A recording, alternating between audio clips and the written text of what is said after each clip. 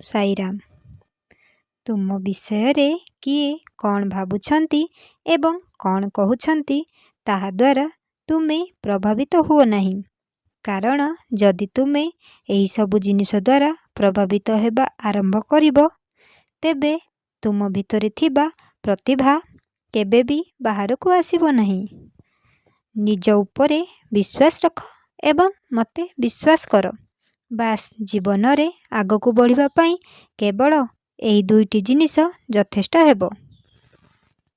ଯେଉଁ ଲୋକମାନେ ତୁମ ଆଖପାଖରେ ଅଛନ୍ତି ତୁମକୁ 10 ପଦ ଶୁଣାଇବା ପାଇଁ, କିନ୍ତୁ ତୁମକୁ ନିଷ୍ପତ୍ତି ନେବାକୁ ହେବ। ତୁମକୁ କ'ଣ ଶୁଣିବାକୁ ହେବ, କ'ଣ ଅଣଦେଖା କରିବାକୁ ପଡ଼ିବ। ଯେଉଁଦିନ ତୁମେ ଏହା ଶିଖିଯିବ, ତୁମ ନିଜ ଉପରେ ଏବଂ ମୋ ଉପରେ ତୁମର ବିଶ୍ୱାସ ଦୃଢ଼ ହେବ। ତୁମ ଜୀବନର ପ୍ରଗତି ଆଡ଼କୁ ବଢ଼ି ଚାଲିବ। ଏହା ଏଥିପାଇଁ ହେବ କାରଣ ଯେତେବେଳେ ତୁମେ ଲୋକଙ୍କ କଥାକୁ ଅଣଦେଖା କରିବା ଶିଖିଯିବ, ସେତେବେଳେ ତୁମର ଅନ୍ତର୍ନିହିତ ମନ ଶାନ୍ତ ରହିବ।